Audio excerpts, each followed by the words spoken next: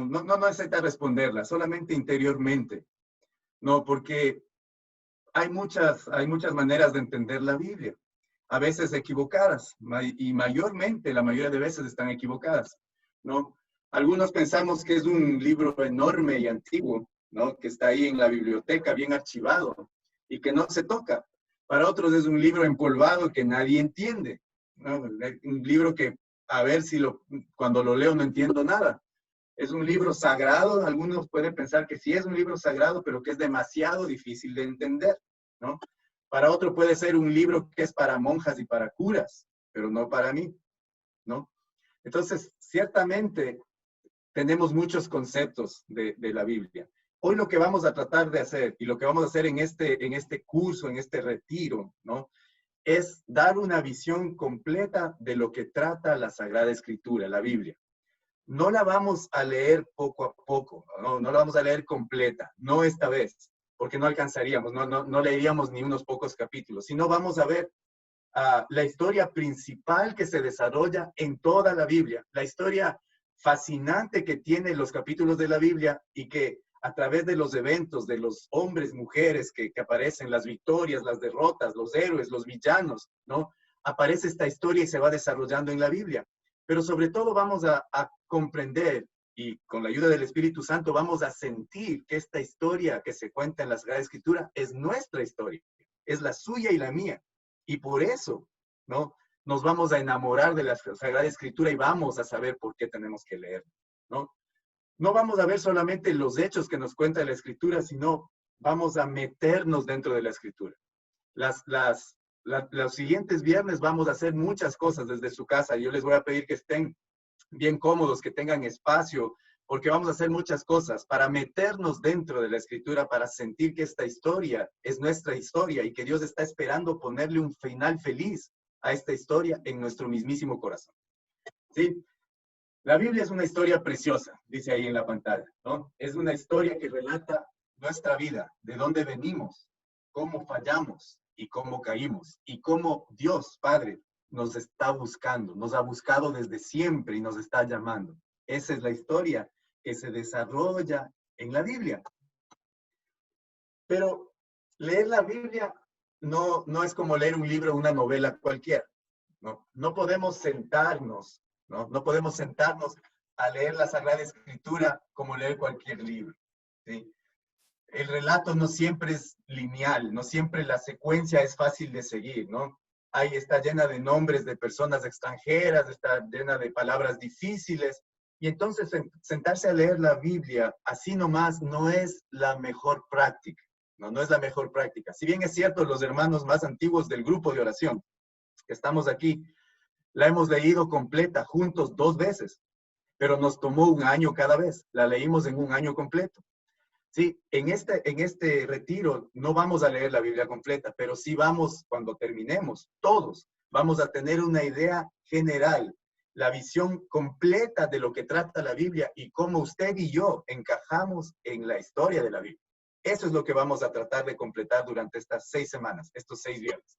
Entonces, mire, para leer la Sagrada Escritura, para leer la Biblia, hay que pedir el auxilio del Espíritu Santo. Leer la Biblia solitos, por nuestra propia cuenta, con nuestra inteligencia, por más inteligentes que seamos. No es difícil, es imposible. Se requiere el auxilio del Espíritu Santo, porque la Biblia, como veremos más adelante, es palabra de Dios. Y por ser palabra de Dios, necesita ayuda de Dios mismo, es decir, del Espíritu Santo, para poder comprender, para que podamos entender el largo y el ancho del mensaje de la Sagrada Escritura. El segundo punto es que hay que leer la Biblia en la iglesia, ¿no? El católico lee la Biblia en la iglesia, con la iglesia y para la iglesia, ¿no? Hay que entender el contexto de la Biblia y hay que entender el tiempo y la cultura.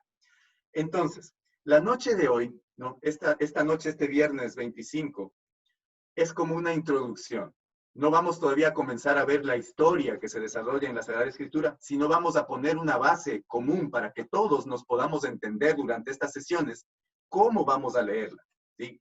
Cómo el católico lee la Sagrada Escritura. De eso se trata esta noche. Entonces, hoy, si salimos con ciertos puntos que nos van a ayudar a entender cómo el católico lee la Escritura, hemos cumplido el objetivo, ¿no? El esfuerzo individual de leer la Biblia así solito en la casa no va a resultar, ¿no? Por eso, para eso tenemos toda la vida, pero necesitamos que el Espíritu Santo nos guíe. Bueno, comencemos pues. Miren, la Escritura, ¿no? Es como navegar a través de las cimas más relevantes. Cuando uno habla de la historia de la salvación, va mirando los nombres más relevantes de la historia, de esta trama del plan de salvación. Vamos a vivir esta historia intensamente a través de la vida de los protagonistas de la historia, que son hombres y nombres como Adán, Noé, Abraham, Moisés, el rey David, hasta llegar a la plenitud de la historia con el Señor Jesucristo y su madre, la Santísima Virgen María, en una revelación progresiva. Eso es lo que tenemos que entender de la Escritura, que el Señor se va revelando progresivamente. ¿Qué quiere decir esto?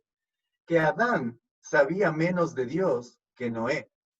Noé sabía menos de cómo es Dios que Abraham, y etcétera. Abraham sabía menos de Dios que Moisés, porque el Señor, Dios, se va revelando poco a poco. Nosotros, que ya tenemos la revelación completa, tenemos una enorme ventaja sobre los hombres y mujeres del Antiguo Testamento, porque la revelación ya nos es dada completa con el Señor Jesucristo. Vamos a ver, ¿no? Durante estas semanas, quiénes son estas personas, qué papel cumplieron y cómo se relacionan con nosotros aquí en el año 2020, en el año del coronavirus. Porque esta historia es historia presente, es historia real, es historia nuestra. Bueno, decimos que no podemos solos, que el Espíritu Santo tiene que ayudarnos a interpretar, a leer y a vivir la Sagrada Escritura. ¿Qué papel tiene el Espíritu Santo en la Sagrada Escritura? Miren, el Espíritu Santo es el que inspira la Escritura, es el inspirador de la Sagrada Escritura. 2, el Espíritu Santo es quien guarda, es el guardián de la interpretación correcta que la Iglesia hace de la Sagrada Escritura. Y 3, va animando a los discípulos de Jesús, a su Iglesia, hacia toda verdad a través de la Iglesia. Esas 3 partes hay que pedir al Espíritu Santo que nos ayude, que nos auxilie, que nos asista para poder entender la Sagrada Escritura. Bien, vamos a ir una por una de estas para saber qué libro estamos leyendo y cómo tenemos que leerlo. ¿Qué significa que el Espíritu Santo es el inspirador? La segunda carta a Timoteo, en el capítulo 2, ¿no? Si usted no está muy familiarizado con cómo leer la Sagrada Escritura, no hay problema. No es el momento de aprender a hacerlo. Por eso yo puse aquí las lecturas, ¿no? En la segunda carta de Timoteo, en el capítulo 3, dice lo siguiente: toda escritura está inspirada por Dios y es útil para enseñar, rebatir, corregir, guiar en el bien. Así el hombre de Dios se hace un experto y queda preparado para todo trabajo bueno. Palabra de Dios, te alabamos, Señor. Lo que dice es que toda la escritura está inspirada por Dios. ¿Qué quiere decir esto? El autor, cuando escribió este pasaje, utilizó una palabra en griego, porque hay que saber que el Nuevo Testamento se escribió en griego. Ese es el idioma original del Nuevo Testamento, griego. Cuando puso la palabra inspirada, utilizó la palabra griega theopneustos, ¿no? Una palabra difícil de pronunciar, pero es theopneustos, que significa respirado por Dios, ¿no? Teo, Dios, neusto es aire, por eso se dice neumático, etcétera, ¿no? Respirado por Dios, que tiene el aire de Dios. Es decir, la Sagrada Escritura está hablada por Dios. Dios es el autor del libro. Dios es el autor del libro, es el autor principal de la Biblia. Cuando uno lee la Biblia, cuando uno abre este libro, está abriendo una puerta al cielo, porque está hablando, le está hablando a sus oídos y a su corazón Dios. La Biblia es palabra de Dios, no hay que olvidarse de eso, es palabra de Dios. El autor de la Biblia, el autor primordial es Dios. Ahora, ninguna profecía, dice otro pasaje en la Biblia, la segunda de Pedro, en la segunda carta de Pedro, en el capítulo 1, dice, ninguna profecía de la Escritura puede ser interpretada por cuenta propia, pues ninguna profecía ha venido por iniciativa humana, sino que los hombres de Dios han hablado movidos por el Espíritu Santo. Ese es el segundo punto. La Biblia es palabra de Dios, es lo que Dios ha hablado. Pero al mismo tiempo, los que escribieron fueron seres humanos, fueron hombres. Una mujer también. No, bueno, eso no vamos a hablar ahorita, pero de toda la escritura hay un capítulo en el libro de Proverbios que escribió una mujer. Esa mujer era la madre del rey Lemuel. Tengo un problema aquí con la cámara. Bueno, sí me escuchan, ¿cierto? Porque se me fue la cámara, va a quedarse sobre el audio. Sí, la escuchamos. Gracias, bueno. Pues ahí está más bonito el cuadro que aparece ahí que la. Bueno, entonces, el autor también es el ser humano, ¿no? Cuando la Sagrada Escritura ha sido inspirada por Dios, Dios no le dictó al escritor, no le fue dictando, a ver, punto y coma, no le fue dictando. Le inspiró. ¿Qué significa que le inspiró? Que el autor, usando su libertad, usando su libre albedrío, su estilo, su manera de pensar, su idioma, su cultura, él escribió exactamente nada más ni nada menos que lo que Dios quería. Eso significa que la palabra de Dios sea inspirada, que es palabra de Dios, pero es escrita por personas, por hombres. Y esos que escribieron fueron movidos por Dios, pero no como unos títeres, no como unos robots, unos autómatas, sino que Dios en su libertad les hizo inscribir lo que Dios quería. Eso es un misterio, ¿sí? Eso es un misterio y se llama la divina concurrencia, ¿no? Pero es un misterio difícil de entender, pero real. Así, entonces, la palabra de Dios en la Sagrada Escritura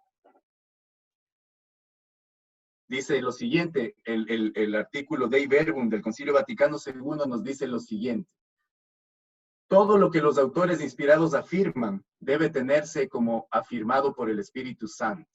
Hay que confesar que los libros de la Escritura enseñan firmemente y con fidelidad y sin error la verdad que Dios quiso consignar en las Sagradas Letras para nuestra salvación. Eso dice el Concilio Vaticano II. ¿Qué quiere decir esto? Que la Biblia no tiene errores. Y usted me va a decir, pero ¿cómo es imposible si un ser humano comete errores? El ser humano sí, pero Dios no. Y Dios es el autor principal de la Biblia. Por lo tanto, la palabra de Dios no tiene errores. Y tiene sentido porque, mire, nosotros aceptamos que nuestro Señor Jesucristo es hombre y Dios, que como hombre tiene todas las características humanas, excepto el pecado. Lo mismo, la palabra escrita, que también es palabra de Dios, tiene todas las características humanas, excepto el error. La palabra de Dios no tiene errores. Entonces, a veces escuchamos que dicen, pero ¿cómo si ya se sabe que la ciencia dice tal cosa y que los dinosaurios y que la teoría del Big Bang? Están interpretando mal la Sagrada Escritura. La Sagrada Escritura no tiene errores. Entonces, ahí tenemos dos cosas principales que tenemos que saber para poder avanzar durante este retiro. Que la palabra, la Biblia está inspirada por Dios y es su palabra, y que no tiene errores, a pesar de que también los autores son humanos. Ahora, como los autores son humanos, escribieron los libros de la Biblia, que no es un solo libro, sino que son muchos libros que se escribieron a lo largo de más o menos 1300 años, por diferentes personas, de diferentes culturas, de diferentes épocas. Se juntaron todos estos libros, que lo conocemos como Biblia, ¿no? Que justamente significa libros, eso significa. Y por lo tanto, cada autor escribió con su estilo. Hay quien escribió historia, ¿no? Libros históricos. Hay quien escribió poesía. Hay quien escribió lo que Dios quería en forma de profecía. Hay quien escribió narrativa, etcétera. Hay quien escribió libros sapienciales de enseñanza. Es decir, el estilo de cada persona se mantuvo, ¿no? Como si a usted y a mí nos ponen a escribir algo, cada cual va a escribir con su estilo. Pero el Señor se encargó de que todo lo que ellos escribían no contenga errores. Por lo tanto, es muy importante cuando leemos la Sagrada Escritura entender cuál es la realidad del escritor de la Sagrada Escritura. ¿Qué quiso decir? ¿Cómo lo quiso decir? ¿Cuál era el tiempo? ¿Cuál era su costumbre? ¿Cuál era su lenguaje? ¿No? Dice otra vez el Concilio Vaticano II en el documento Dei Verbum, que para descubrir la intención de los agiógrafos, dice el documento, agiógrafos son los escritores de la Biblia. Entre otras cosas, hay que atender a los géneros literarios usados en su época. Hay que atender cuidadosamente tanto a las formas nativas usadas de pensar, de hablar y de narrar vigentes en los tiempos del agiógrafo, como a las que en aquella época solían usarse en el trato mutuo de los hombres, ¿no? Es decir, tenemos que tener en cuenta cómo escribían los sagrados autores. Vamos a poner un ejemplo, y en esto les voy a pedir su ayuda, ¿no? Les voy a poner aquí algo, ¿no? Y vamos en silencio cada uno a dar una respuesta y luego la compartimos. Miren, vamos a suponer que acaba de haber un robo. Vamos a suponer que acaba de haber un robo. Y la policía está buscando a los que cometieron el robo. Y encuentran a un testigo ocular, un testigo que vio todo lo que pasó. Y aquí la policía lo encuentra y lo va a interrogar, quieren saber su opinión. Y el testigo les dice lo siguiente, y aquí quiero por favor que miremos con atención, no digan nada, solo vamos a mirar y a pensar. Cuando le interrogan, el hombre dice lo siguiente, lo vi todo, claramente. Esos dos hombres que están ahí estaban juntos, pero solamente el pelón entró a robar. A él tienen que capturar. Eso es lo que les dice el testigo a los policías. Y luego los policías miran a los dos personajes de los cuales él está hablando. Son estos dos personajes. Yo les quiero preguntar, ¿a quién arrestan ustedes? ¿Al número 1 o al número 2? No digan nada todavía. No digan nada. Solamente pensémosle. ¿A quién arrestan ustedes? Un minutito para pensar de ahí. Vamos a ver cuál será el veredicto. A ver, déjenme ver si podemos. Quiero verles a todos un momentito. Muy bien. Los dos cuerpillos. Listo, a ver. ¿Quién arresta? Hace la mano el que arresta al número 1.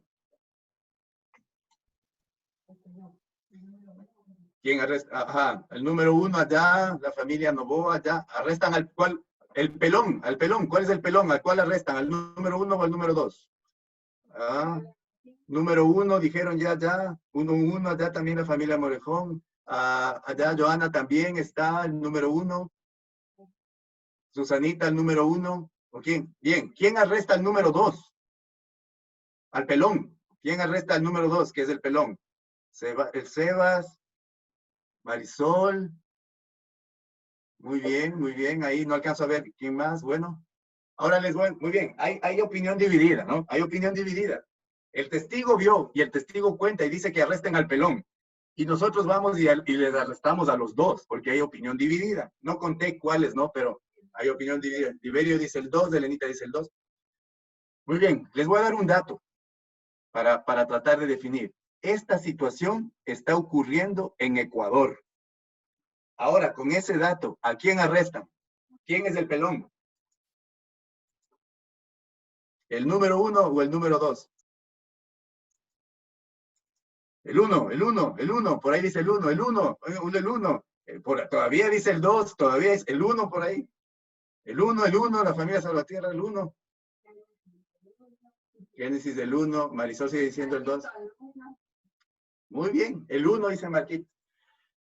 Pues bien, miren, si es que esto está sucediendo en Ecuador, ¿no? Los que venimos de Ecuador, sabemos que pelón para nuestros hermanos de México y bastante de Centroamérica, pelón es el que no tiene pelo. Sabemos eso muy bien todos los que vivimos aquí. Pero en Ecuador, el que no tiene pelo es un pelado. Está pelado. Y el que tiene mucho pelo es un pelón. Por lo tanto, el ecuatoriano que no ha venido por acá, ¿no? Como están contestando, el ecuatoriano que no ha venido por acá, no sabe que el mexicano le llama pelón al que no tiene pelo. Esa sola palabra, si no se entiende en dónde y quién está hablando, puede llevar a un error. ¿Cuánto más, no? ¿Cuánto más en la Sagrada Escritura si estamos hablando de idiomas antiguos, por personas antiguas, ¿no? ¿Cuánto más pueden llevar a un error? ¿No? Es Es fundamental que nosotros sepamos reconocer esta característica. Muy bien. Por lo tanto, decimos que como lectores de la Sagrada Escritura tenemos que saber interpretar y reconocer al autor, la intención que tenía el autor cuando escribía la Sagrada Escritura. Bueno, sigamos pues de este ejemplo. Resumiendo, aquí vamos a hacer una pequeñísima pausa para alguna pregunta, pero lo que he dicho hasta ahora. La Biblia relata una historia, una bella historia, nuestra historia, la historia del amor de Dios para nosotros. Punto primero. Eso tenemos que tener claro. Y con eso conseguimos el objetivo de esta noche. Cuando a usted le preguntan, ¿de qué habla la Biblia? Usted le puede contestar, sin lugar a dudas, sin equivocarse. La Biblia, mi hermano le dice, cuenta una historia. La historia de amor de Dios que me busca a mí y que te busca a ti. De eso habla la Biblia. Muy bien. Primer punto, resumido, ¿no? Segundo, la Biblia está escrita por Dios. Es la palabra de Dios. Es su revelación para nosotros. Ni más ni menos que lo que Dios quiso que sepamos de Él. Eso está escrito en la Biblia. Ni una palabra más, ni una palabra menos. ¿Sí? Esa es la palabra de Dios. La Biblia es palabra de Dios. Entonces es un libro santo, ¿no? Había un padrecito, lo bueno es el padre Saúl, que si usted pone la Biblia en el suelo, no sabe cómo le va. Le va mal. La Biblia de Dios, la Biblia es palabra de Dios y por tanto es un libro sagrado. No hay que tratarle como cualquier cosa, hay que tratarle con mucho respeto a la sagrada palabra. Bueno, y el tercer punto de este pequeño resumen es que para interpretar correctamente la palabra de Dios hay que tomar en cuenta a los autores secundarios, o sea, a las personas y sus circunstancias. Y siempre acuérdese del ejemplito este que acabamos de poner, de ecuatorianos, digamos, versus mexicanos en esa pequeña palabra que tiene otro significado en cada país. Si no entendemos las circunstancias, vamos a meter la pata cuando interpretemos la Sagrada Escritura. Muy bien. Hasta ahí todavía. Hasta aquí alguna pregunta que ustedes quieran hacer, porque esta primera sesión, acuérdense, es una sesión para poner una base, para que todos nos podamos entender de manera igual. ¿Hay alguna pregunta? Si me ayudan ahí al frente, porque no alcanzo a ver a todas las caritas de los hermanos. Tengo aquí un problema en esta pantalla.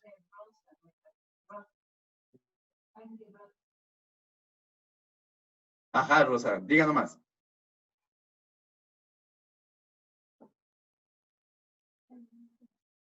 Ok, no, dice, no, Rosa, no. Ninguna pregunta, entonces, si no, seguimos nomás. Bueno. Eso, abra nomás el micrófono. No sea tímido, no pasa nada, estamos en confianza, de aquí no sale. Bueno, sigamos pues entonces. 3 puntos que vamos viendo hasta ahora. Lo siguiente, miren. La Sagrada Escritura está dividida en 2 partes. Eso la mayoría de nosotros lo sabemos, que es el Antiguo y el Nuevo Testamento. Ahora, lo que a veces no sabemos es que ambas partes, ¿sí? Ambas partes están íntimamente ligadas, íntimamente relacionadas, ¿sí? El Antiguo Testamento, que comienza con el Génesis, número 1, la creación de cielos y tierra, ¿no?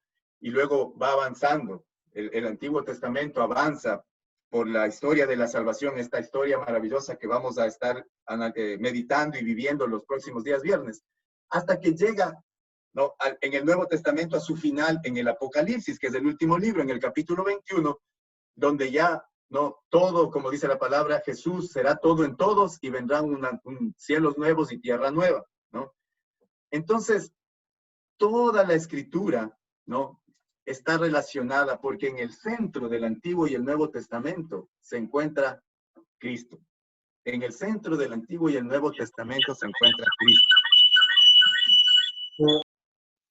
Entonces, acuérdese de esto. El Antiguo Testamento apunta hacia Cristo que va a venir. Cuando estemos leyendo, cuando usted lea cualquier libro del Antiguo Testamento, sepa que está ahí, entre las líneas, se esconde Cristo. Toda la Escritura es cristocéntrica. Habla de Cristo, apunta a Cristo, se relaciona con Cristo. Cuando estamos leyendo el Antiguo Testamento, la lectura apunta a Cristo que va a venir. Y cuando estemos leyendo el Nuevo Testamento, la lectura apunta a un Cristo que va a volver. ¿sí? Pero toda la lectura, toda la escritura apunta a Cristo. No se olvide de esto, es fundamental para no perderse. Para no perderse es fundamental reconocer que toda la Biblia habla de un solo Señor Jesucristo. Ahora dice la Sagrada Escritura en Gálatas, en el capítulo 4. Pero cuando llegó la plenitud de los tiempos, Dios envió a su Hijo, que nació de mujer y fue sometido a la ley, con el fin de rescatar a los que estaban bajo la ley, para que así recibiéramos nuestros derechos como hijos. Es decir, todos los que estaban en el Antiguo Testamento estaban esperando que llegue nuestro Señor Jesucristo. Adán, Noé con su diluvio, Abraham, Moisés, David, Salomón, todos los personajes del Antiguo Testamento, todas las historias y los relatos del Antiguo Testamento están esperando. Todas las profecías están clamando, están anunciando, están prefigurando, están anticipando a Cristo.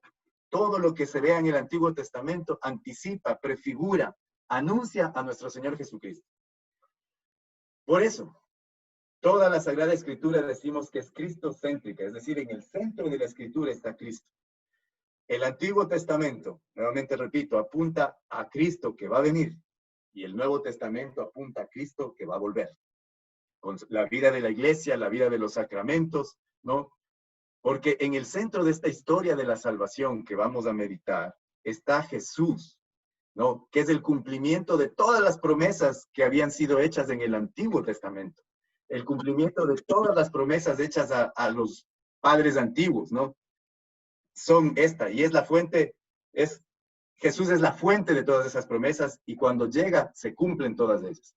Bueno, ahora, la Iglesia Católica lee las Escrituras, el Antiguo y el Nuevo Testamento, como un todo, bajo la luz de la fe en Cristo Jesús. La Iglesia Católica no lee fragmentos, no lee pedacitos, no interpreta pedacitos, interpreta la Biblia como un todo. Lee toda la Biblia a la luz de la fe en Cristo Jesús, porque nuevamente la Biblia es cristocéntrica, ¿no? Habla de Jesús, esa es la historia, habla de Jesús. Decía San Agustín, esta frase es famosa de San Agustín: el Nuevo Testamento se esconde en el Antiguo y el Antiguo Testamento llega a su plenitud en el Nuevo. Miren lo que dice: el Nuevo Testamento se esconde en el Antiguo y el Antiguo Testamento llega a su plenitud en el Nuevo, ¿no? Esa es una frase de San Agustín. Vamos a ver qué significa esto. ¿Quién le enseñó a la Iglesia Católica a leer la Sagrada Escritura de esta manera? El Antiguo a la luz del Nuevo y el Nuevo a la luz del Antiguo. El mismísimo Señor Jesús. Él nos enseñó a leerla de esta manera. ¿Cuándo? El Señor Jesucristo se reveló a sí mismo como la clave para leer y entender las Escrituras cuando caminó con sus discípulos hacia Emaús. La lectura de los discípulos de Emaús, que vamos a leer inmediatamente y vamos a meditar, sucede el domingo de resurrección. Cuando el Señor ha resucitado, ¿no? Los discípulos que van hacia Emaús, nos dice el evangelista San Lucas, no saben que Jesús ha resucitado y van tristes, ¿no? Van conversando entre ellos de todo lo que ha sucedido y cómo todo lo que han creído ha fracasado, ¿no? Esto sucede el domingo de resurrección. Leamos juntos este pasaje. Aquel mismo día, está en Lucas en el capítulo 24.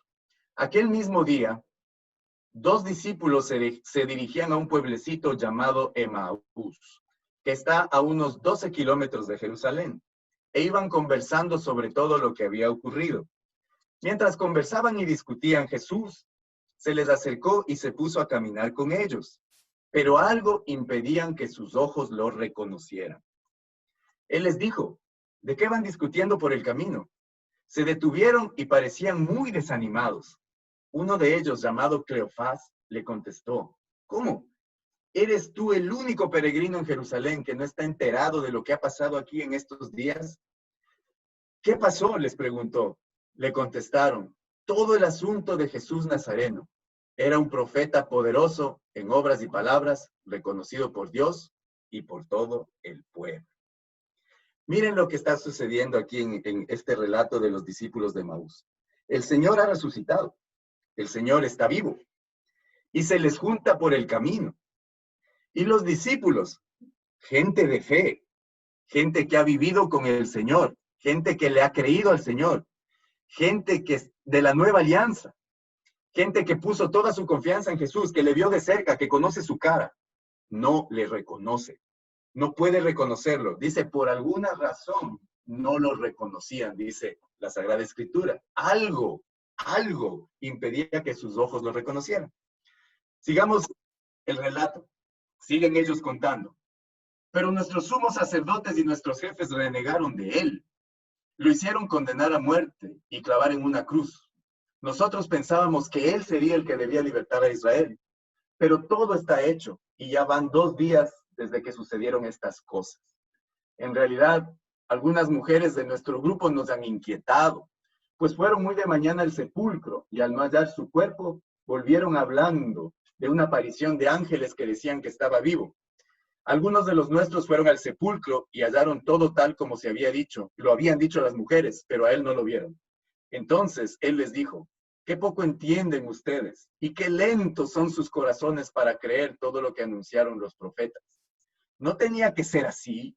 Y que el Mesías pareciera para entrar en su gloria, y les interpretó lo que se decía de él en todas las escrituras, comenzando por Moisés y siguiendo por los profetas. Palabra de Dios, te alabamos, Señor. Cuando uno lee la Sagrada Escritura en el Antiguo Testamento, el nombre de Jesús no aparece por ninguna parte. El nombre de Jesús como tal, Jesús, no aparece por ninguna parte. Sin embargo, el Señor dice, les interpretó lo que sobre él decían todas las escrituras, desde Moisés pasando por los profetas. Es decir, toda la escritura en el Antiguo Testamento habla de él, porque dice todas las escrituras.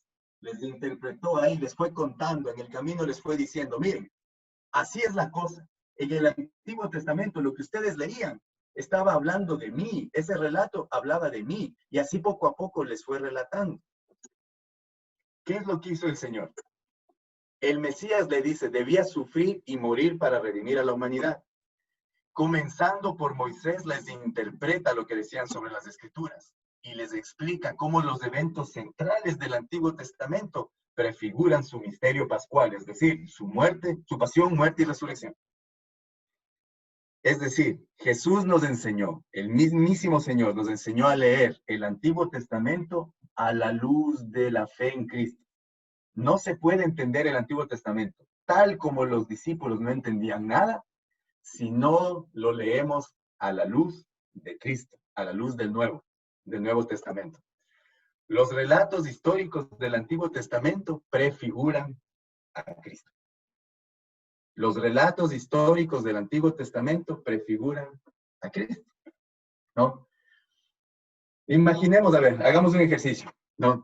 Usemos nuestra imaginación. Imagínense, Jesús en persona dando una clase de Biblia, en persona. Les va explicando ahí. Vamos a tratar de pensar qué les explicó cuando les habló de Moisés. A ver, vamos a pensar. Empezó por Moisés y los profetas. A ver, caminaron como 12 kilómetros, dice.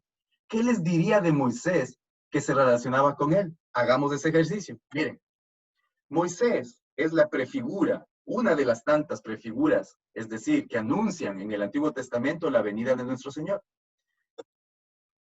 Moisés es prefigura de Cristo. ¿Qué les estaría diciendo el Señor? Les fue contando así, a ver, a los discípulos de Emaús. Miren, pensemos.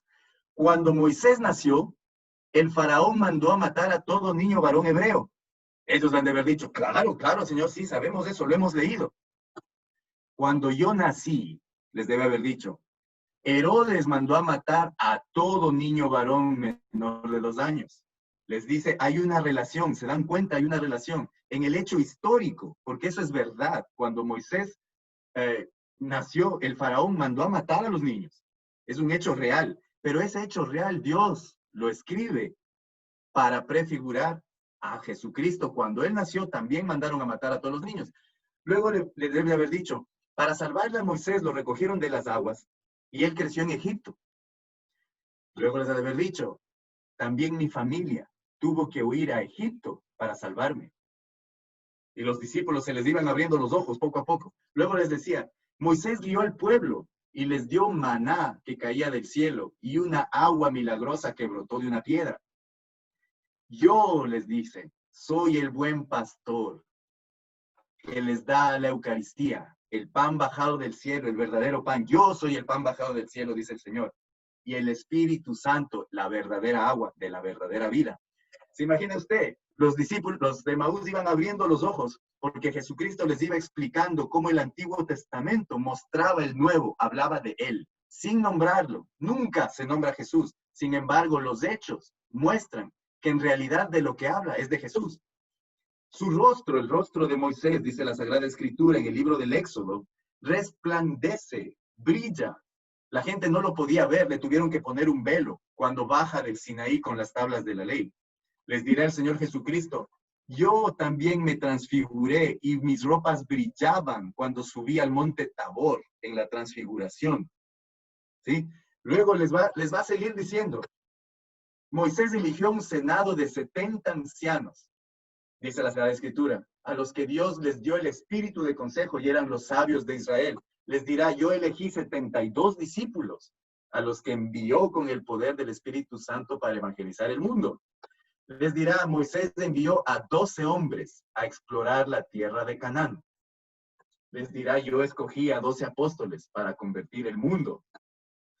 Subió al Sinaí y bajó con la ley escrita en piedras, los 10 mandamientos escritos en las piedras de la ley. Les dirá el Señor, yo subí al sermón de la montaña y vi la plenitud de la ley para que sea escrita en el corazón de las personas. Dirá el Señor, Moisés contempló la espalda de Dios. En un pasaje enigmático que está en el libro del Éxodo, Moisés mira la espalda de Dios, su sombra le cubre, pero no le ve la cara. Le dirá el Señor, el que conoce al Padre, me conoce a mí. Y el que me conoce a mí, conoce al Padre, porque yo he visto al Padre. Eso le dice el Señor. ¿Qué les está diciendo? Les está diciendo que Moisés es una prefigura pequeña que en el Antiguo Testamento anuncia al verdadero Moisés, Jesucristo, el nuevo Moisés. ¿Por qué? Porque habla y comunica la voluntad de Dios para el pueblo, porque realiza prodigios portentosos con el poder de Dios, libera al pueblo de la esclavitud del pecado, conoce a Dios cara a cara y es el mediador de la alianza entre el pueblo y Dios. Todo esto en el camino tiene que haberles explicado solo de esta partecita de Moisés. Y dice el capítulo de Lucas que les explicó todas las escrituras. Con este pequeño ejemplo que hemos puesto aquí, lo que queremos ilustrar es que los acontecimientos históricos, los eventos que se narran en el Antiguo Testamento, prefiguran una realidad superior, una realidad suprema, el propósito de Dios que es enviar a su Hijo, el verdadero Moisés, el nuevo Moisés, el mediador de la nueva alianza. Bueno, ¿y cómo puede hacer esto Dios? Esta frase también es de San Agustín. Porque así como nosotros describimos palabras para describir realidades, por ejemplo, cuando uno dice, descríbeme una mesa, uno escribe, bueno, la mesa, escribe palabras y puede describir una mesa. Yo le puedo pasar a Juan un papelito diciéndole cómo quiero que sea la mesa y me hago entender. Dios escribe el mundo con hechos. Así como nosotros describimos la realidad con palabras, Dios escribe el mundo a través de la historia. Y lo que Él quiso escribir es esta historia, la historia de salvación en la que nos prepara a la llegada de su Hijo. Sigue el Evangelio según San Lucas, porque acuérdense, todavía siguen los ojos cerrados de los discípulos de Emaús.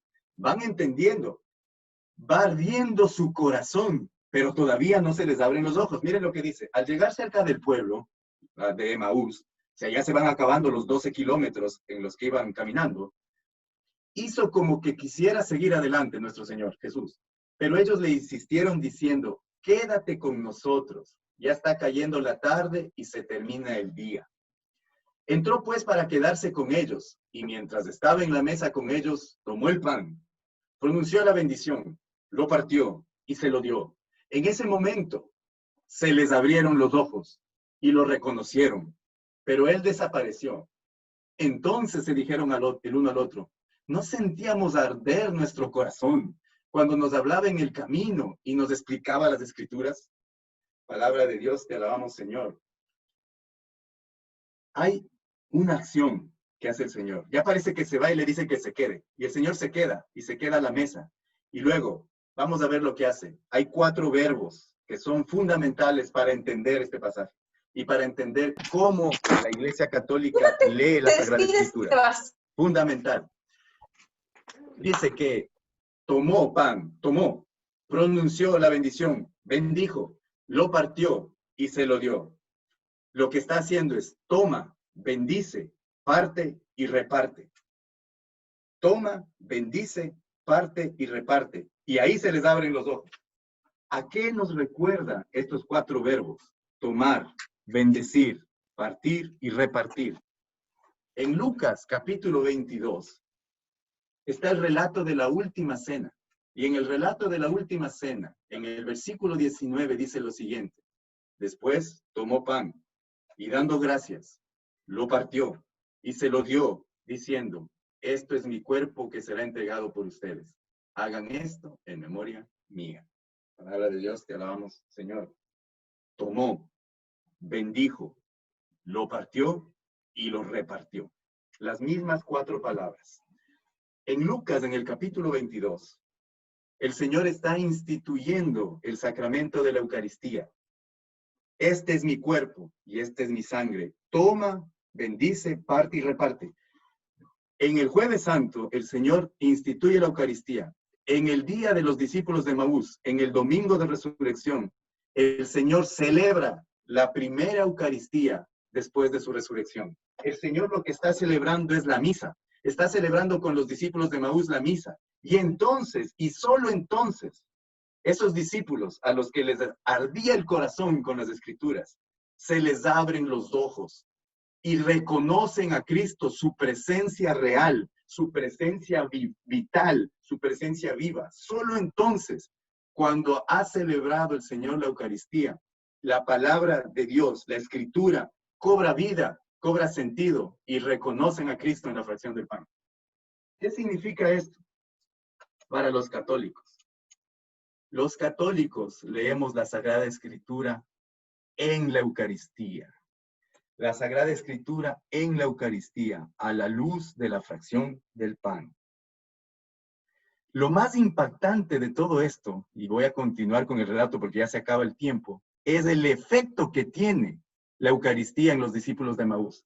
En el versículo 31 al 35, continúa en Lucas 24. En ese momento se les abrieron los ojos y lo reconocieron, pero desapareció. Entonces se dijeron el uno al otro, ¿no sentíamos arder nuestro corazón cuando nos hablaba en el camino y nos explicaba las Escrituras? De inmediato se levantaron y volvieron a Jerusalén, donde encontraron reunidos a los 11 y a los de su grupo. Esto les dijeron, es verdad, el Señor ha resucitado y se le ha aparecido a Simón. Ellos por su parte contaron lo sucedido en el camino y cómo lo habían reconocido al partir el pan. Palabra de Dios, te alabamos, Señor. La Escritura tiene su lugar por excelencia en la liturgia de la Eucaristía. Y la liturgia vive presente con la palabra, porque el cristianismo no es la religión del libro, el cristianismo es la religión de la palabra, y la palabra es una persona, la palabra es Cristo, y la palabra está en forma escrita y la palabra está en forma viva, porque Cristo es la palabra, y en la Eucaristía, en la misa, las 2 formas de la palabra nos es entregada, y es en la misa en que podemos ver a Jesús, presencia real, presencia viva, y nuestros ojos se abren, y nuestros corazones, que ya estaban inflamados por la palabra del Señor, encuentran a Cristo resucitado, real, presente. Dice el capítulo de Lucas que desapareció. Qué raro, ¿no? Es una cosa que yo siempre, este es uno de mis pasajes favoritos de la Biblia. Es uno de mis pasajes favoritos. Tiene misterio, tiene encanto, tiene amor, tiene virtud. Desaparece. ¿No hubiera sido mejor que, por fin entendieron, celebremos muchachos, vamos? ¿Cómo? ¿Por qué desaparece? porque no desaparece en realidad.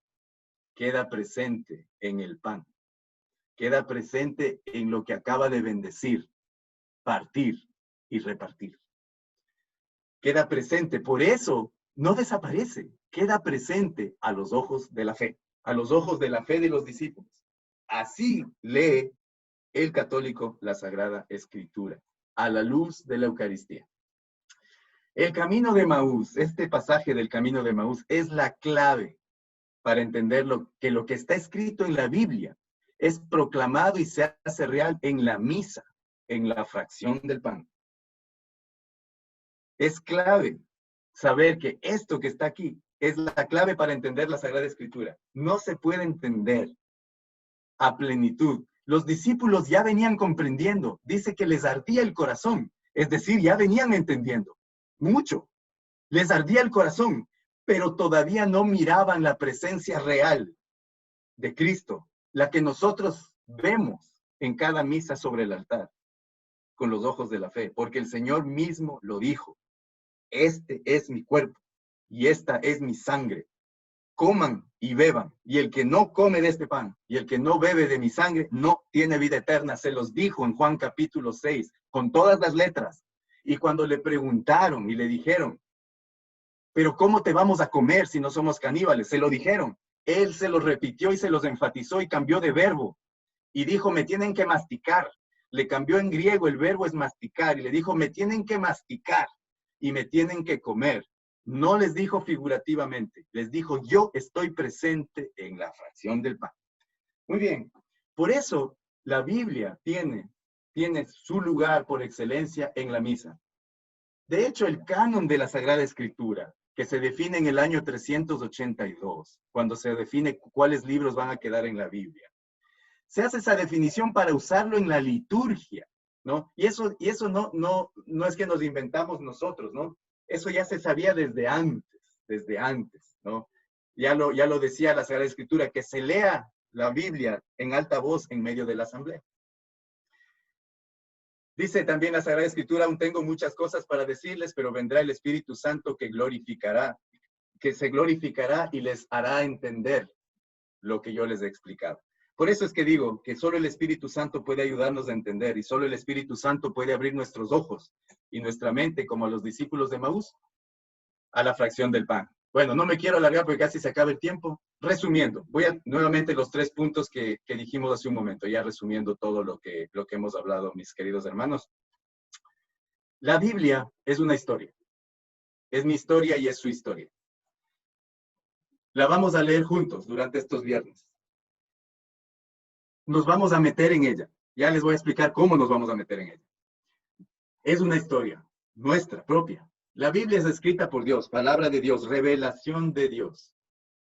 Para interpretar correctamente la palabra de Dios, hay que tomar en cuenta lo que quisieron decirnos sus autores. Y luego los puntos siguientes. La misa es por excelencia el lugar donde el Espíritu Santo abre nuestros ojos, mente y corazón para recibir la palabra, tanto escrita como en forma de pan. Porque acuérdese, Jesucristo es el pan vivo.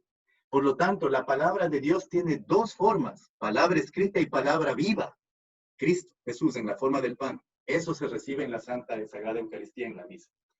Y quinto, bueno, perdón, se me fue. Bueno, este es algo para almorzar. Estos son los puntos de resumen. 1 minuto si es que hay alguna pregunta, algún comentario, algo que no quedó claro, por favor, adelante.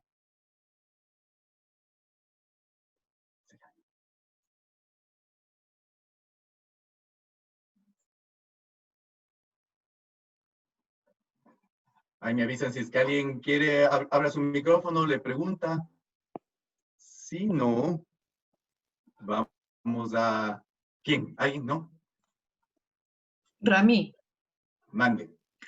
los católicos somos los únicos que cumplimos con esta parte del pan. Sí, solo los católicos creemos que en el altar, ante las palabras ordenadas por el Señor Jesús, sucede la transustanciación del pan y el vino en los altares de cada misa todos los días. Somos los únicos. O sea que seríamos los únicos que seguimos la ley, lo que dijo Jesús. En el camino de Maús, los discípulos les arde su corazón. El Espíritu Santo hace arder el corazón de toda la cristiandad, de todo cristiano. Arde el corazón. Sin embargo, solamente en la misa se puede ver, con los ojos de la fe, por supuesto, la presencia real de Cristo, como lo vieron los discípulos de Maús. Gracias. Mi pregunta es, ¿por qué para tomar el cuerpo y la sangre de Cristo, si tiene uno mucha fe y no tiene de todos sus sacramentos, ¿por qué no puede tomar uno el cuerpo y la sangre? Digamos que la iglesia es sabia, ¿no? Como digamos que uno se quiere graduar de ingeniero. Pues yo quisiera construir una casa, me gusta construir, sé cómo construir, pero hay que cumplir los requisitos para que se me otorgue tal título, ¿no? Digamos que la iglesia lo toma muy, muy seriamente. El sacramento de la comunión es muy serio. Y dice otra parte en la Escritura, San Pablo, que el que come y bebe el cuerpo y la sangre de Cristo sin discernir, se come y se traga su propia condenación. Eso está también en las cartas de San Pablo. Por lo tanto, la iglesia nos cuida. No vaya a ser que no estamos preparados, que no estamos en gracia. Y como dice San Pablo, por comer y beber sin estar listos, nos comamos y bebamos nuestra propia condenación. Entendido. Amén.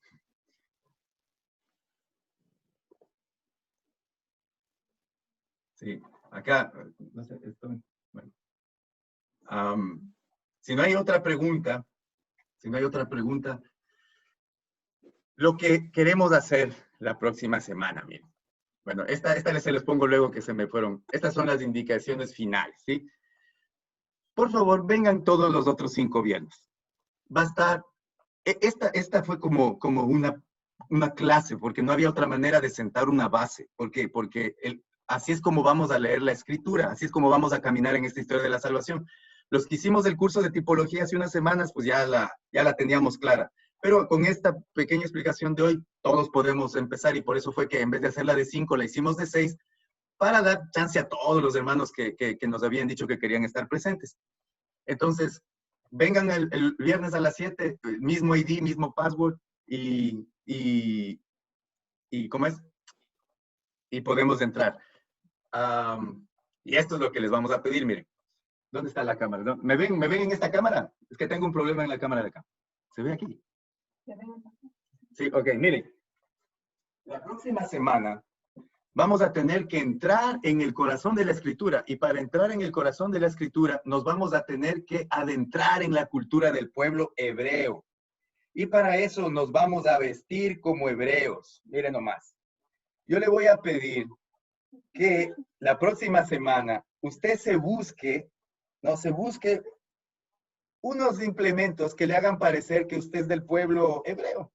Aquí yo tengo este pequeño pañuelo, acá atrás tengo a la Santa Anita, ¿no? Acá también tenemos a un hebreo listo, a San Francisco. Para entrar en el ambiente, les voy a pedir que de manera así como niños, ¿no? Búsquese, póngase un pañuelito, una batita, así como están los niños aquí, porque vamos a tratar de interiorizarnos en la palabra de tal manera que la sintamos viva, ¿sí? Que sintamos que pertenecemos al relato que vamos a ver, que ese relato es para nosotros, que habla de nosotros, que nos convierte a nosotros en mejores personas. Por eso le voy a pedir que todos los que vengamos se busque este disfrazito. ¿Se puede? Les animo. Uy, ¿dónde están?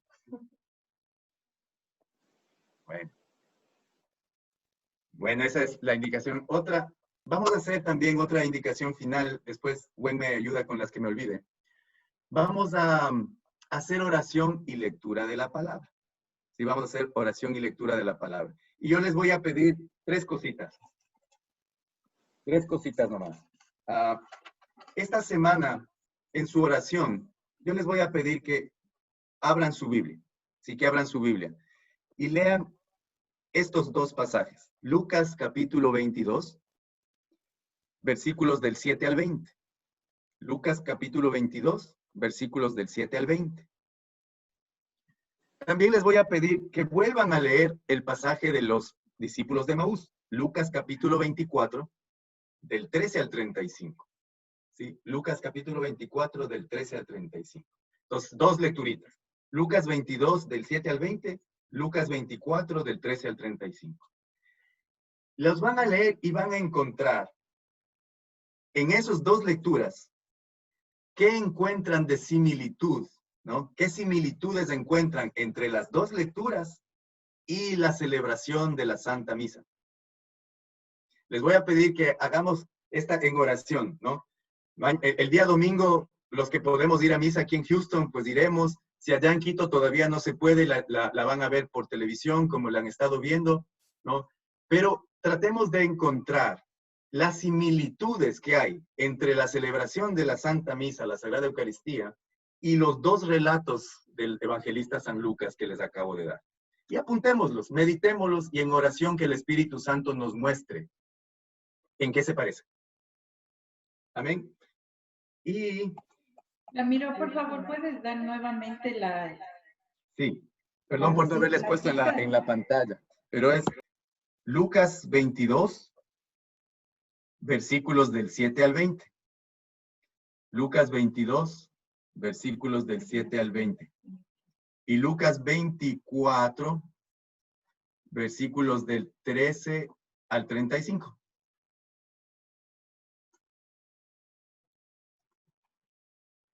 No veo.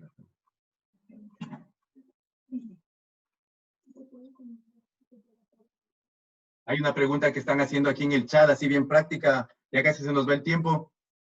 Solamente así rapidísimo, si se puede comulgar si se llega tarde a la misa, ¿no? Entonces, si somos malos católicos, la norma dice esto. Les voy a decir lo que dice la norma. La norma dice que si llegamos antes de que se proclame el evangelio, la misa es válida. Eso dice la norma, ¿ok? Pero cuando yo voy a una fiesta, yo llego antes porque quiero disfrutarme la fiesta completa.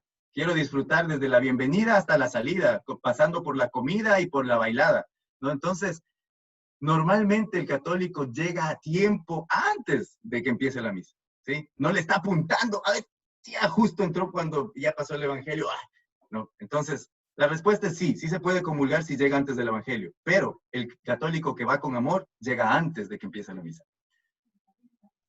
Y la hora, es válida, sí. perdón, y la hora de salida, porque yo he visto unas personas que nomás comulgan y se van. La hora de salida, la celebración completa termina cuando el Padre bendice al pueblo y nos dice que podemos irnos en paz a proclamar y a vivir en el mundo, ¿no? Entonces, y aquí en Houston hay que esperar que el Padre salga, porque salimos todos atrás. Yo sé que en Ecuador somos más desordenaditos, apenas da la bendición, salimos disparados a ver qué compramos afuera, pero aquí en Houston salimos todos atrás del Padre. El que se va antes de recibir la bendición solo tiene que acordarse que el único que se fue antes de que termine la última cena fue Judas. Nomás de eso le digo. Bueno, ¿alguna otra pregunta? Sí, y en la pantalla todavía tenemos eso. Miren, siempre es bueno, dice, ¿cómo guardará, dice el salmista, el joven su camino? Guardando mi palabra. ¿Y cómo se guarda la palabra? Memorizando mucha de la palabra. Es muy buen ejercicio memorizar la palabra. Si memorizamos canciones, ¿no? Yo me admiro los muchachos, la capacidad que tienen para memorizarse unas canciones tan feas, increíblemente feas, pero se las memorizan de punta a punta. ¿Cómo más no podremos memorizarnos nuestra historia, la Sagrada Escritura? Yo propongo esta lectura para memorizar. Lucas 24, 31 a 32, de memoria. O sea que cuando usted le digan Lucas 24, 31, 32, la recite así como que de una sola. Una cita en una semana no es mucho pedir. Pues les pido eso. Ahora sí, sin nada más, porque ya se nos pasó el tiempo, hagamos la oración final que nuestro hermano Cevitas nos va a ayudar a hacer.